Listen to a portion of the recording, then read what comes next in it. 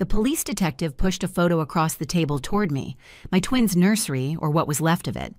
Blackened walls, melted plastic from their cribs, their favorite stuffed animals reduced to ash. The room where I'd sung them to sleep just hours before was completely destroyed. "Mrs. Hartley," Detective Walsh said, his voice cold and measured, "I need you to explain something to me. Your neighbors confirm you left your house at 2 p.m. The fire started at 2:20.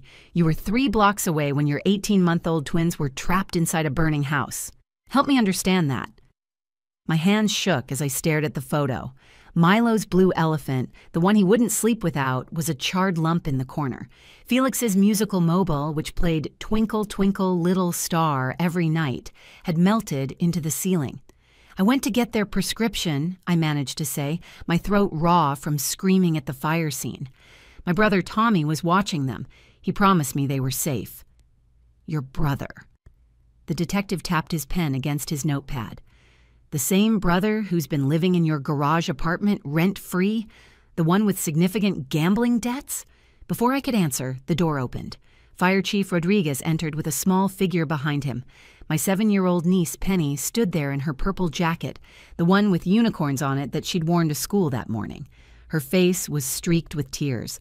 Her small hands clutched around her stuffed rabbit mister. "Hoppy." "Detective Walsh," Chief Rodriguez said quietly, "this young lady has something she needs to tell us." Penny stepped forward, her brown eyes moving from face to face in the interrogation room. Her father, my brother Tommy, sat in the corner with his lawyer, his jaw clenched tight. My mother Diane sat beside me, gripping my hand so hard her nails dug into my palm. Penny looked directly at the fire chief and spoke in a clear, small voice that would change everything. "Should I tell you about the matches Uncle Tommy threw through the window?" The room exploded. Tommy jumped to his feet. His lawyer grabbed his arm. The detective's pen stopped moving. My mother gasped, and I felt the world tilt because suddenly every strange thing about that afternoon clicked into place like pieces of a horrible puzzle. "I saw everything from the garage apartment window," Penny continued, her voice getting stronger. "Daddy made me promise not to tell. But my teacher, Miss Johnson, says keeping bad secrets hurts good people. And Aunt Vera is good people. So are baby Milo and baby Felix.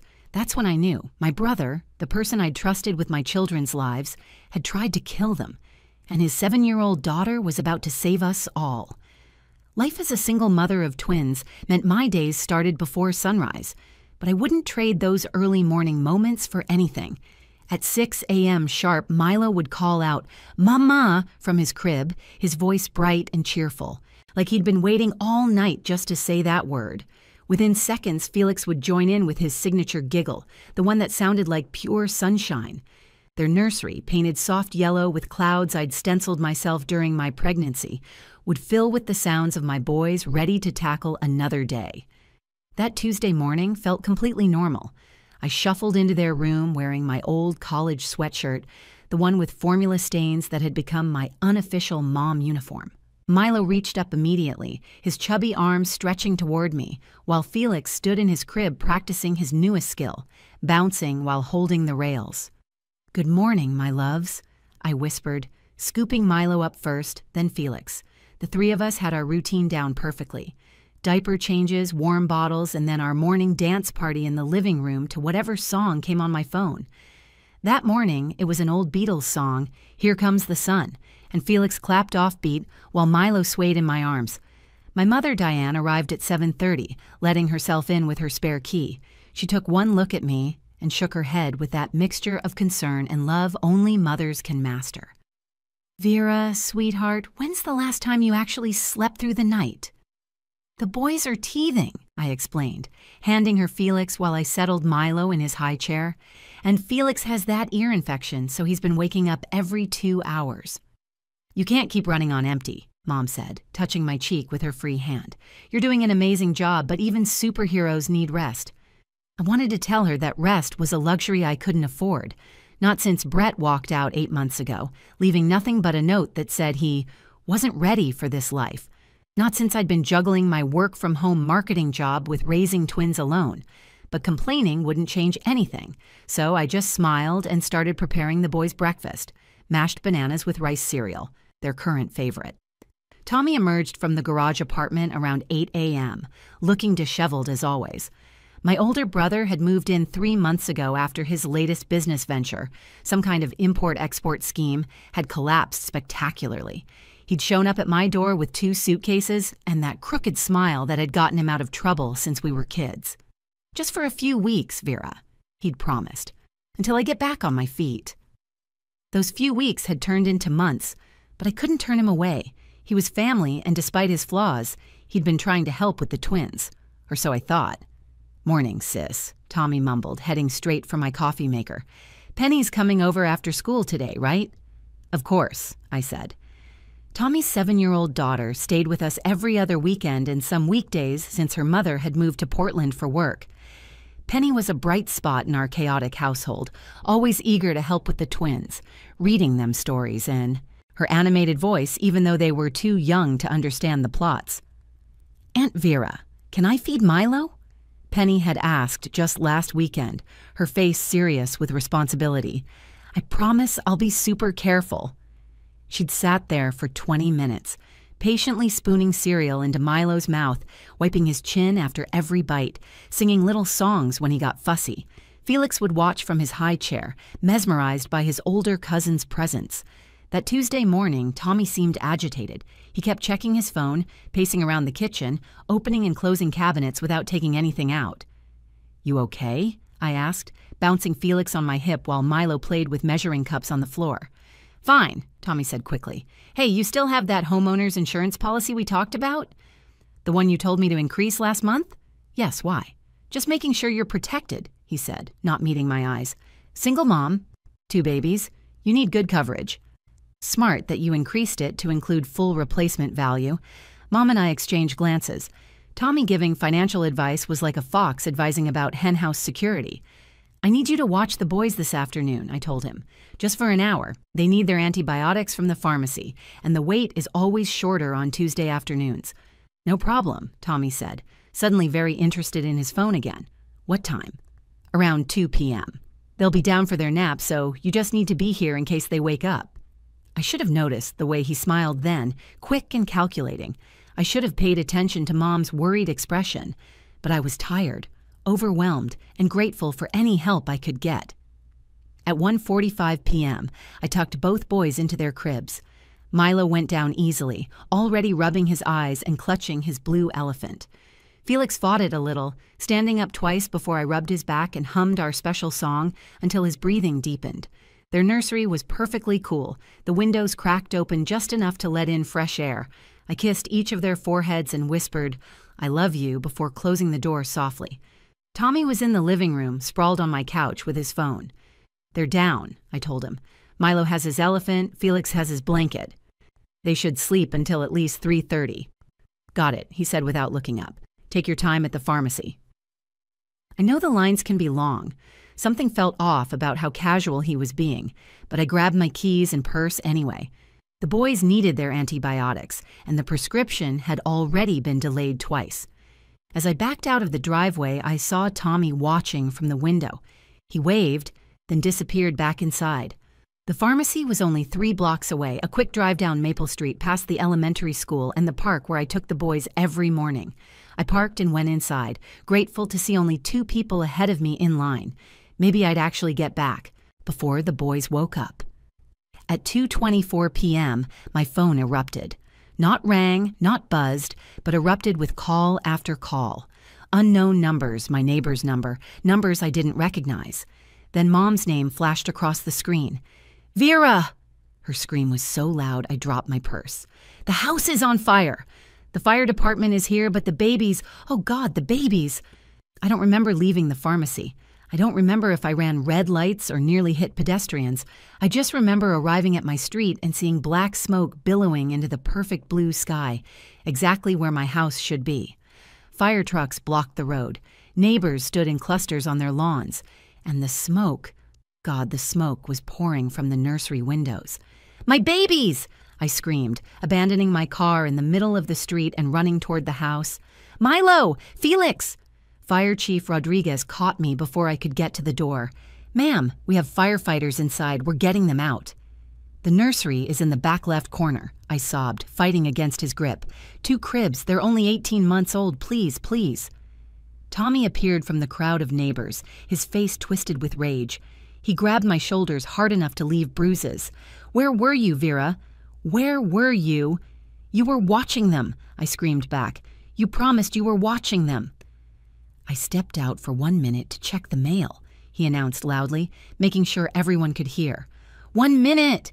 If you'd been here like a real mother should be, this wouldn't have happened, Mrs. Chen from next door whispered to Mrs. Patterson, but loud enough for me to hear. "She's always leaving those babies. Always working. Always running errands. Poor little things." "That's not true." I wanted to scream at them, but my voice was gone, lost in the smoke and terror. Tommy continued his performance, tears streaming down his face. "What kind of mother abandons her babies? You knew Felix was sick. You knew they needed you. But you had to leave, didn't you? Always leaving." 2 firefighters emerged from the smoke-carrying bundles. My knees gave out. Milo was coughing, his little face covered in soot, but his eyes were open. Felix was limp in the other firefighter's arms, an oxygen mask already over his tiny face. "They're alive," Chief Rodriguez said. "The windows being open saved them." The smoke could escape instead of filling the room completely. Paramedics swarmed around my boys, checking their airways, listening to their lungs. I tried to go to them, but Detective Walsh stepped in front of me. "Mrs. Hartley, I need to ask you some questions. The fire appears to have started in the nursery. Your brother says you've been under tremendous stress. Your neighbors confirm you left the children frequently." "I left them with their uncle for 1 hour," I protested. "Your brother mentioned you've been struggling financially," the detective continued. "Says you were crying last week. About medical bills. We've found traces of accelerant near the window. This fire was deliberately set." Mom pushed through the crowd, her face pale. "This is insane. Vera would never hurt her babies." "Mrs. Hartley increased her homeowner's insurance policy last month," Tommy added, his voice heavy with implication. "Doubled the coverage specifically for fire damage." The detective's expression hardened. "Is that true?" "Tommy told me to," I said. "He said with 2 babies I needed better coverage." But I could see it in everyone's faces. The overwhelmed single mother, the conveniently timed errand, the increased insurance policy, the fire that started in the nursery while I was gone. They'd already decided I was guilty. The hospital's pediatric intensive care unit became my entire world for the next 3 hours. Milo had been treated and released after an hour, his lungs clear enough that he only needed monitoring. He clung to me like a koala, his little fingers twisted in my hair, occasionally coughing but otherwise alert. Felix wasn't as lucky. The smoke had affected him more severely, and doctors kept him on oxygen while running test after test on his tiny lungs. Detective Walsh set up his interrogation in a small conference room just down the hall from Felix's room. He wasn't letting me out of his sight, and 2 uniformed officers stood guard at the door. The message was clear. I was their prime suspect. "Walk me through your finances, Mrs. Hartley," Walsh said, spreading papers across the table. "Your ex-husband stopped child support 3 months ago. You're behind on your mortgage. The twins' medical bills are substantial." "Yes, things are tight," I admitted, holding Milo tighter as he dozed against my chest. "But I would never hurt my children for money. Never." "Your brother paints a different picture," Walsh continued. "He says you broke down crying last Thursday, saying you couldn't handle it anymore. Says you mentioned how much easier life was before the twins." "That's not what I said." My voice cracked with frustration.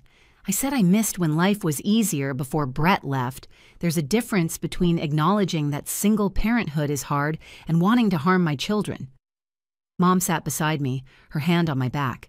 "Detective, I've watched Vera with those boys every single day. She would die for them. This is insane. The fire investigator found accelerant traces by the nursery window," Walsh pressed on. "Someone poured lighter fluid or gasoline along the windowsill. The fire was intentional. Mrs. Hartley.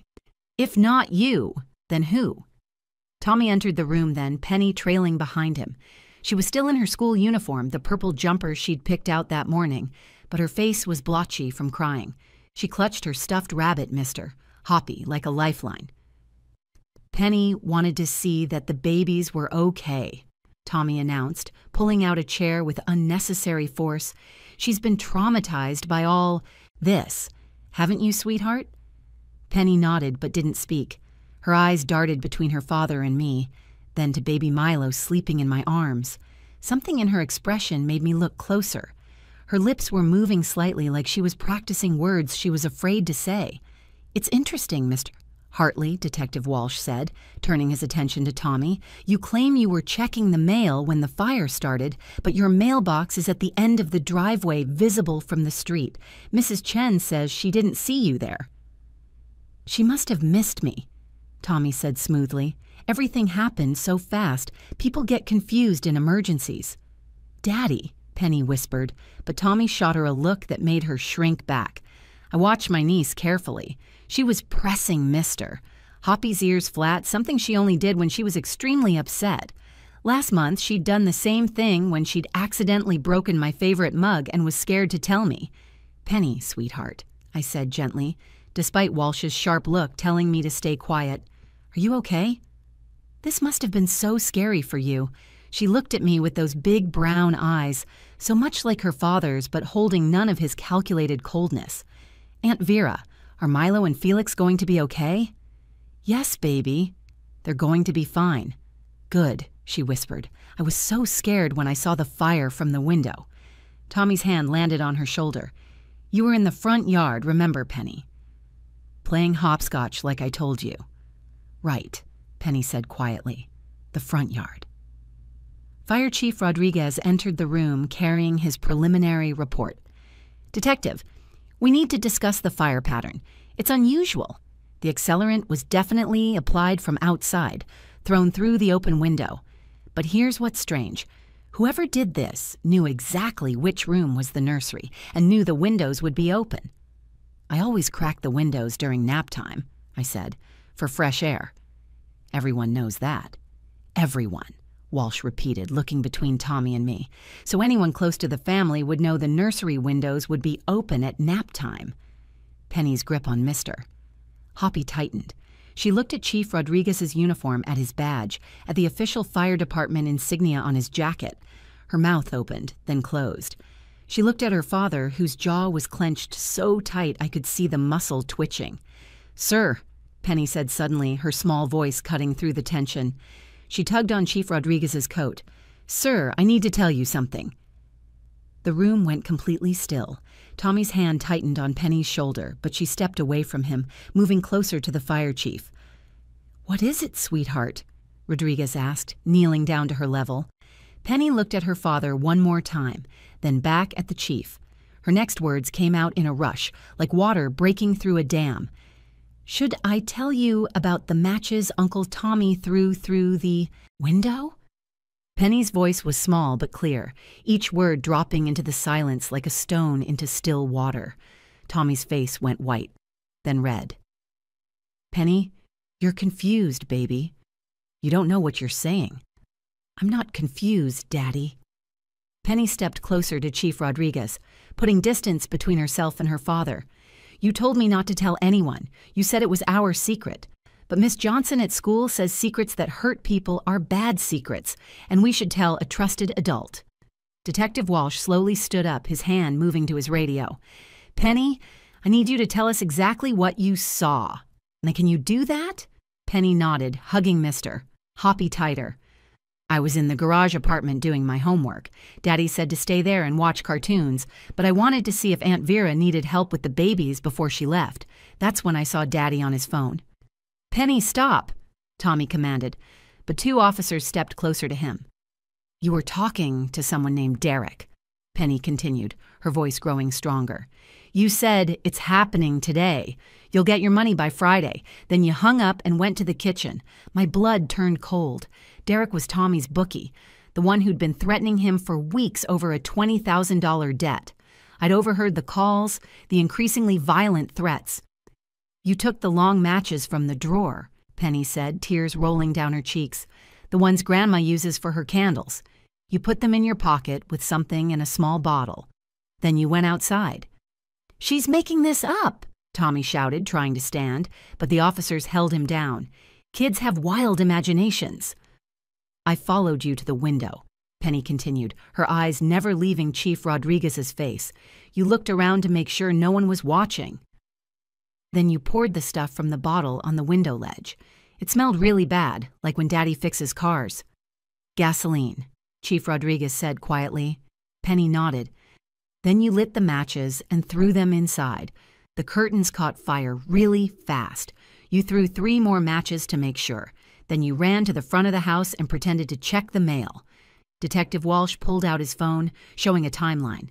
The 911 call came from Mrs. Chen at 2:24 p.m. Mr. Hartley, you claim you discovered the fire at 2:20 p.m. Why didn't you call immediately? I was in shock, Tommy stammered. I ran to get the babies. No, you didn't, Penny cried out.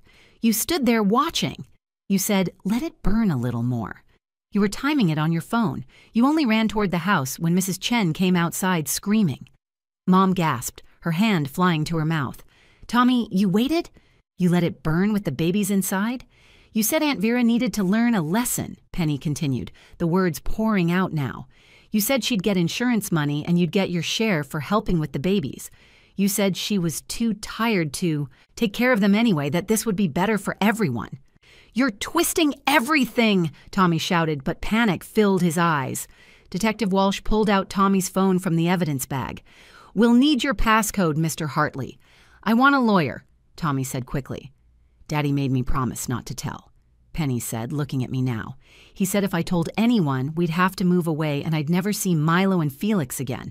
But then at the hospital, I saw how scared you were, Aunt Vera. And I saw how tiny Felix looked with that mask on his face. And I knew I had to tell the truth. Walsh's phone buzzed. He read the screen and his expression darkened. Mr. Hartley, we just accessed your bank records. You received 3 cash deposits totaling $5,000 in the past week. Want to explain that? That's from freelance work, Tommy said weakly. Daddy doesn't have a job, Penny said quietly. He told someone on the phone that he borrowed it from bad people who would hurt him if he didn't pay it back. Chief Rodriguez stood up. The pour pattern, the timing, knowing the windows would be open, it all fits. Mr. Hartley, you set fire to your sister's house with your nephews inside to collect insurance money to pay off gambling debts. She would have gotten them out, Tommy exploded, pointing at me. The windows were open.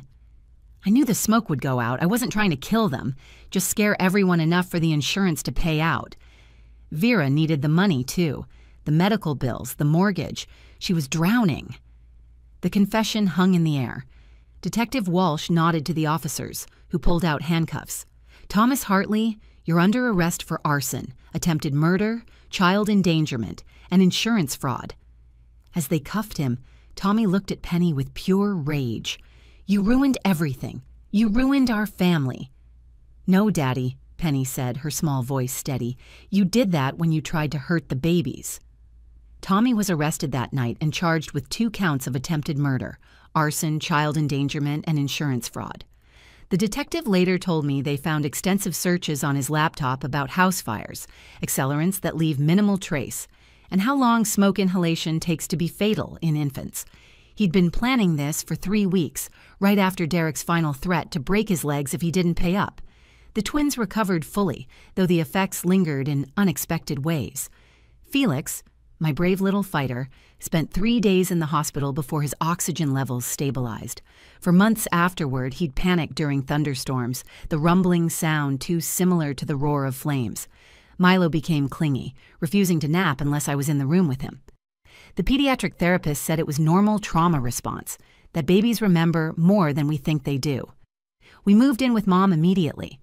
Our house on Maple Street was salvageable, but I couldn't bring myself to live there while it was being rebuilt. Every time I drove past, I saw black smoke pouring from those nursery windows. The insurance company, after the criminal investigation cleared me completely, covered everything. They even added safety features I'd never thought to ask for. Windows with special locks that can't be accessed from outside, interconnected smoke detectors in every room, and security cameras covering every angle of the property. But the biggest change in our lives was Penny. The court gave me emergency custody that same night. Tommy's ex-wife flew in from Portland, and we sat in my mother's living room working out the details while Penny slept upstairs between Milo and Felix's cribs, as if guarding them. I travel 3 weeks out of every month, Marissa said, tears streaming down her face. I knew Tommy had problems, but I never imagined he'd do something like this. Penny needs stability. She needs you, Vera. So my family of 3 became 4. Penny started therapy the following week with Dr. Martinez, a child psychologist who specialized in trauma. For the first month, she barely spoke about what happened.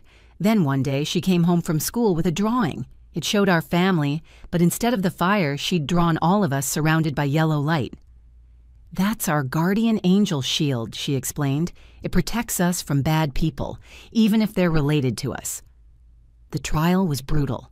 Tommy's lawyer tried to paint him as a desperate father who made a terrible mistake, but the evidence was overwhelming. The text messages to Derek about the insurance money, the Google searches, the gasoline receipt from an hour before the fire, and most damning of all, Penny's testimony, delivered via closed-circuit video so she wouldn't have to face her father in court. He got 15 years. Last week was the 1-year anniversary of the fire. We're back in our rebuilt house now, the one with all the safety features. Penny has her own room decorated in purple and silver, her choice. The twins share the new nursery, painted green this time because Penny said yellow might remind them of the fire, even if they don't consciously remember. That morning, Penny helped me make pancakes for breakfast. She's 8 now, taller and more confident. She still carries Mister. Hoppy sometimes, but mostly he sits on her bookshelf, watching over her room. "Aunt Vera," she said, flipping a pancake with surprising skill. "Do you think Daddy thinks about us?" "I'm sure he does, sweetheart," I answered honestly. We'd learned that truth, even when it's hard, is always better than comfortable lies. "I think about him too," she said. "Not in a sad way anymore, just in a I hope he gets better way. Dr. Martinez says that's healthy." Milo toddled into the kitchen then, dragging his beloved blue elephant, now replaced with an identical one. "Penny, up!" he demanded, and she scooped him up with practiced ease. "You saved us, you know," I told her, watching her bounce. Milo on her hip. "You were the bravest person in that room." "I was really scared," she admitted. "But being scared and doing the right thing anyway is what makes someone brave, right?" "That's what you told me." She was right. I had told her that during one of many conversations about that day. We don't hide from what happened. We face it, process it, and grow stronger from it. The truth is, evil doesn't always look like a monster in the shadows. Sometimes it looks like your brother at Sunday dinner, asking about insurance policies while planning your destruction. Sometimes it's the person who should protect you counting the minutes while your house burns, calculating how much damage equals the biggest payout. But courage doesn't always look like a superhero either. Sometimes it's a 7-year-old girl with a stuffed rabbit, pulling on a fire chief's coat and speaking 8 words that save 3 lives. Sometimes it's choosing truth over blood, right over family loyalty, protection over silence. Penny lost her father that day, but she saved her family. She taught me that the smallest voice in the room often speaks the loudest truth. That integrity isn't about age, but about character. That a 7-year-old can understand what a 35-year-old man never could. Family means protecting each other, not profiting from each other's pain.